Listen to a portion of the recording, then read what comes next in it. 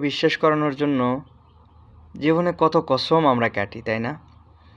কতবার যে কসম খাই তা আল্লাহই ভালো জানে। এই যে আমরা বন্ধুকে বিশ্বাস করার জন্য বা আমাদের আত্মীয়-স্বজনকে বিশ্বাস করার জন্য, আশেপাশের মানুষকে কোনো কিছু বিশ্বাস করানোর জন্য কসম কাটি।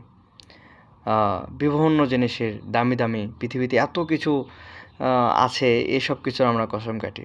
আপনি কি জানেন যে এসব কোনো কিছু কসমই কাটা যাবে না? এ সম্পর্কে রাসূলের একটি হাদিস আছে।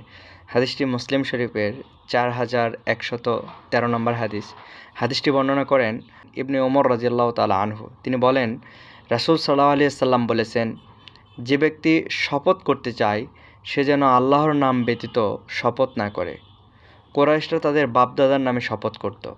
কাজেই রাসূল সাল্লাল্লাহু আলাইহি ওয়াসাল্লাম বলেছেন, তোমরা তোমাদের বাপ-দাদার নামে ওপর শপথ করো না।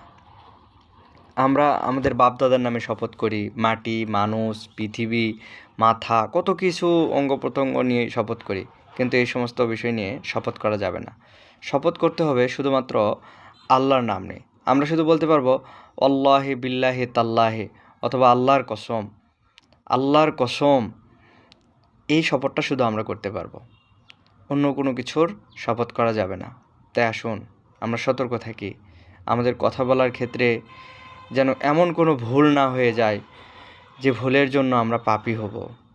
আপনার সেই বন্ধুকেও জানিয়ে দিন যে বেশি বেশি শপথ করে, আল্লাহর নাম ব্যতীত অন্য কিছুর নামে শপথ করে, তাকে জানিয়ে দিন সে যেন আর শপথ না করে। আসুন আপনার একটা হাদিস জানিয়ে দেওয়া, আরেকজনের সতর্ক থাকা, দুজনেই সমান উপকারী হবেন। আল্লাহ আমাদের কবুল করুন, আমাদের অতীতের পাপগুলো ক্ষমা করুন।